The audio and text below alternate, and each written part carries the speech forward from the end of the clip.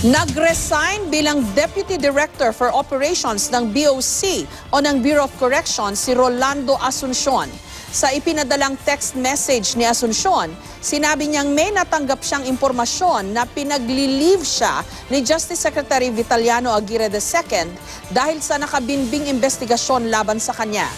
Itinanggi ni Asuncion ang paratang na sangkot siya sa mga iligal na aktibidad ng Station Anti-Illegal Drugs ng Muntinlupa Police, kung saan sinasabing tumanggap di umano siya ng sasakyan mula sa isang inmate at kinukuha pa di umano siya sa PCSO. Ayaw na raw niyang lalo pa umano siyang siraan, kaya minabuti niyang magbitiw na lang. Itinanggi naman ni Secretary Aguirre na may nakabinbing investigasyon laban kay Asuncion. Katatanggap lang daw niya ng kopya ng resignation letter ni Asuncion, pero ang opisina na raw ng Pangulo ang tutugon dito.